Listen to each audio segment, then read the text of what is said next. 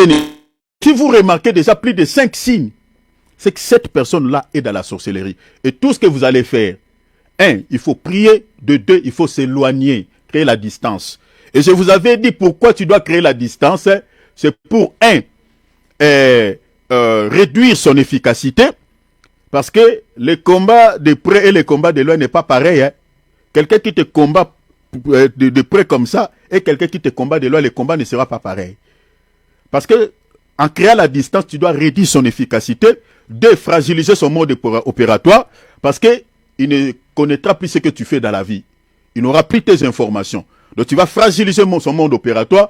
Et 3e élément, j'avais dit, c'est pour éviter des combats inutiles. Parce que nous sommes des humains. Des fois, on éprouve aussi des fatigues. Ce jour-là, peut-être, tu n'auras pas de force de prier. Maintenant, si tu vis ensemble avec lui, donc quand tu pries, il sait. Quand tu ne pries pas, il sait. De ce jour-là où tu es dans la fatigue, tu n'arrives pas à prier, en tant qu'humain, tu peux aussi avoir peut-être quelques faiblesses quant à la chair. Si tu es marié, tu as des problèmes avec ton mari, et lui, il peut profiter de cela. Est-ce que vous voyez? Mais si tu t'éloignes de lui, il n'a plus des informations sur ta vie, il ne sait pas ce que tu fais dans la vie, donc tu vas réduire son efficacité, donc il te combattra moins, parce que ce ne sont pas des omniprésents. Alors, retenez, je vais faire le récapitulatif de tous ces 25 points. Et on va expliquer chaque point. Le premier signe, je dis la haine. La haine. Je vous expliquerai, c'est ça ce qu'on va développer tout à l'heure, la haine. Le racisme, vous voyez, la haine peut aller jusqu'au meurtre. Rappelez-vous des Caïns, c'est à cause de la haine. Tous les racistes là qui tuent les gens, qui détestent certains peuples à cause de leur couleur de peau, c'est la haine. Est-ce que vous voyez hein? La haine. Je vous expliquerai cela tout à l'heure. La haine, parce que la haine, au fait, c'est le boîte à Pandore. Il y a tout dedans. Il y a la jalousie dedans. Il y a les querelles, il y a l'envie, il y a la rivalité. Il y a tout. Il y a tout. La haine, au fait, c'est vraiment, c'est un boîte à Pandore. Il y a tout dedans. C'est ça notre premier signe que nous allons développer. Le manque du pardon. Les sorciers pardonnent difficilement. Difficilement.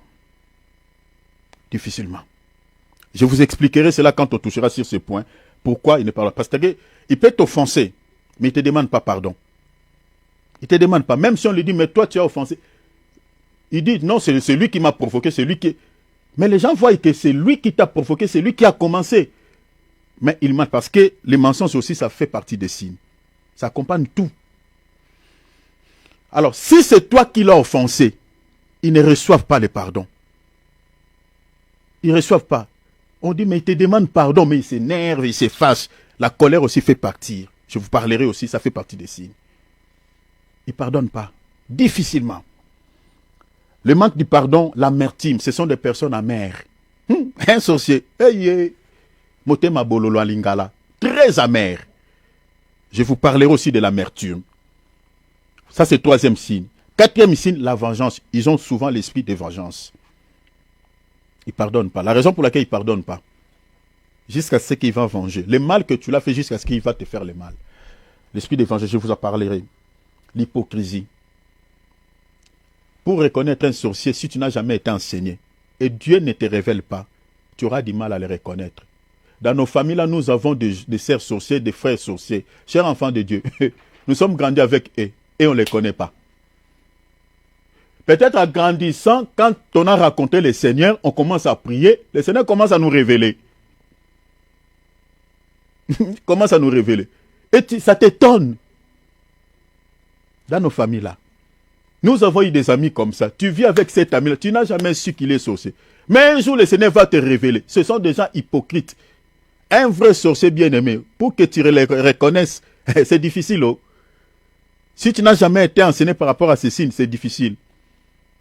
L'hypocrisie, la ruse, ce sont des gens risés. Le mensonge, ils aiment les mensonges, ils aiment mentir. Ils mentent même pour des rien, pour des choses de rien. Les mensonges, c'est leur nature. Les faux témoignages, ils salissent les gens.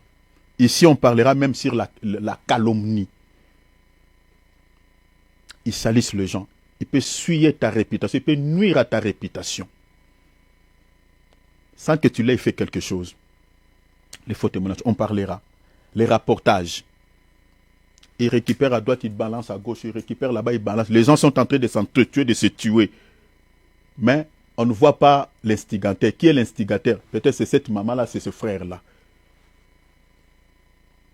Qui est en train de cogner les têtes de ces deux personnes. Les rapporteurs. L'incompréhension. Ayez, sont des gens incompréhensifs. Ils peuvent t'emballer dans une incompréhension. Ça peut te donner mal à la tête. Je vous parlerai. Ça, je vous donne des signes qu'on va développer. L'incompréhension. J'ai parlé de l'incompréhension, 10e signe. 11e signe, les disputes. Ils aiment plus ce terrain-là pour vous distraire. Parce que quand vous êtes emballé dans les disputes, la nuit, lui va bien opérer. Parce qu'il t'énerve déjà. Vous voyez, il t'a récupéré dans l'air terrain. Les disputes. Je vous en parlerai. L'inimité, l'ennemi. Ils aiment l'inimité. Être un ennemi avec les gens. Même pour rien, pour quelque chose de rien. Il te prend comme un ennemi. Il te cause pli. La séparation, la division. Ils divisent pour mieux régner. Certaines familles sont divisées comme ça. Certaines amitiés, certains amis sont divisés à cause de cela. Parce que si tu vis avec un sorcier, c'est comme ça. Parce que si vous êtes unis là, parce que l'unité c'est de Dieu, mais la division c'est de l'ennemi. Ils aiment diviser pour mieux travailler. Je vous parlerai aussi de cela en détail et je vous donnerai des appuis bibliques. La colère ou l'irritation. Ça, on le voit encore chez Caïn. Le Seigneur dit, Caïn, pourquoi es-tu irrité? Vous voyez, la colère, l'irritation. Ils ont une colère. Bien aimé, comme pas possible. Je vous parlerai aussi de cela. On parlera encore, 15e point, sur la curiosité. Parce que la sorcellerie, les sorciers travaillent sur la base des informations. Parce que ce ne sont pas des gens qui sont omniprésents. Ils ne peuvent pas savoir, même par leur magie, ce que toi tu fais. Ils ne peuvent pas connaître ce qui est dans ton cœur. Même leur maître, il est limité. Parce qu'il y a des qualités que Dieu possède. Le diable n'a pas ces qualités. Seul Dieu possède cette qualité d'être omniscient, omniprésent, peut connaître ce qui est dans les cœurs de l'homme. Le diable n'a pas cette capacité. La raison pour laquelle le diable et tout son royaume travaillent sur la base des informations aussi. Sur la base des informations. Ils peuvent aussi jeter des traits au hasard. Si tu n'as pas la vie de prière, tu peux être atteint. Mais plus ils travaillent sur des informations pour mieux bloquer, pour mieux combattre. La curiosité. C'est aussi la sémence de la sorcellerie. Les dévancements. Ils aiment défoncer les gens. Dans nos assemblées là, mon frère, moi je vais entrer dans une retraite. Est-ce que tu n'as pas de sujet où tu peux me donner, je vais prier pour toi? Il te demande le sujet, ce n'est pas pour te soutenir, mais pour savoir ce que tu veux faire dans la vie pour te combattre. Bien aimé, comment toi tu peux donner tes sujets personnels à quelqu'un pour prier pour toi? Et gars, prie toi-même pour tes sujets. Prie pour tes sujets toi-même. Est-ce que tu connais l'état d'âme de cette personne qui te demande tes sujets personnels pour prier? Eh mais non. Redonne-moi tes sujets, je vais prier pour toi. Oui, je vais faire un voyage, je vais effectuer un voyage, je vais me marier. Est-ce que vraiment je prie le Seigneur qu'il puisse m'aider? Que voilà. Et tu commences à donner des détails. Je vais me marier. Voilà. J'avais introduit un CV pour être embauché. Voilà, prie pour que le Seigneur puisse m'aider, que je sois embauché. Nanana. Tu racontes tout. Et là, il est en train de faire les démarches de travail, il est en train de faire les démarches de voyage. Ah, il veut se marier. Et tu verras, les combats commencent. Il te dévance. Il peut venir là et j'ai fait un rêve. Le Seigneur m'a montré que tu étais à l'aéroport, tu étais en train d'effectuer le voyage. Et toi, tu dis, ah voilà, parce que le Seigneur lui a révélé et tu ouvres ton cœur. Oui, je vais effectuer un voyage, je vais me marier. Il t'a dévancé. Les dévancements, on en parlera aussi en plus en détail. Les divorces. La majorité des gens qui se sont mariés avec le sorcier sont finis par divorcer. Je vous en parlerai aussi. Je connais pas mal de cas. Le divorce, là, vous voyez que les gens se marient le matin, se divorcent le soir. Souvent, les sorciers font ça. C'est-à-dire, ils entrent dans ta vie par la voie du mariage. Vous allez faire les enfants ensemble. 1, 2, 3 enfants. Et ils vont initier ces enfants-là. Et après, il va te demander le divorce. Il sait que j'ai déjà laissé une bombe à retardement. Les enfants sont déjà pourris. Je connais un cas d'un serviteur de Dieu comme ça. Il fait comme ça avec ses enfants. La femme a demandé le divorce et elle est partie. Elle est partie. Elle a rompu avec l'homme. Mais elle a laissé les bombes à retardement. Elle a ensorcelé tous les enfants. Les divorces. Je vous en parlerai aussi plus en détail. Voilà, ici, je crois que je toucherai même sur le choix du conjoint. Cher enfant de Dieu, hein, bien aimé, n'entrez pas dans un mariage par sentiment. Hein. Ne t'allie pas, ne t'associe pas avec... Bien aimé, ici déjà, je vous donne un élément clé. Surtout ici, j'aimerais m'adresser même aux soeurs, même aux frères. Quand tu veux te marier, mes bien-aimés, mes sœurs, je vous donne déjà un élément. Pour les jeunes sœurs et les jeunes frères qui ne sont pas encore mariés, il faut tenir compte aussi de la foi de cette personne-là. On ne joue pas dans ces domaines-là. On ne joue pas avec le domaine de la foi. Tu te lies avec quelqu'un, tu veux te lier avec quelqu'un dans le mariage. Cher enfant de Dieu, tenir compte de sa foi. Toi, tu ne peux pas te marier avec un musulman ou avec quelqu'un qui est païen. Il faut tenir compte de sa foi. Ça, c'est de un. De deux, il faut aussi prendre le temps dans la prière. Prier, prier, prier, prier. Demande à Dieu aussi l'état d'âme de cette personne. Parce que beaucoup de gens, je parle ici beaucoup de chrétiens, toute leur vie, l'ennemi les a cherchés et ne les a pas eu. Mais l'ennemi les a eu où? Dans les mariages. Dans les mariages. On peut t'envoyer un homme ou une femme sorcière pour détruire ta vie. Je connais pas mal de cas. Je parlerai de divorce, tout ça. Ça, c'est le 17e point. On parlera également, autre point, autre signe, les voleurs. Les vols. Les sorciers sont des voleurs. Beaucoup de sorciers sont des voleurs. Tu mets ton truc. Vous savez, même dans nos ensembles, regardez même certaines vidéos. Vous voyez quelqu'un, pendant que les gens prient, vous voyez une personne est en train de récupérer le téléphone de quelqu'un et puis il sort, il part. De telles personnes sont des sorciers. Sont des sorciers. La majorité, déjà, il y a des exceptions, je dis, hein, mais la majorité des sorciers sont des voleurs. Parce que ça fait partie aussi de leur mode opératoire. L'ennemi vient que pour voler. L'ingratitude, sont des personnes ingrates.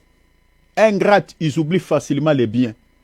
Il peut attribuer même les biens que tu l'as fait à quelqu'un d'autre pour te choquer, pour te faire mal.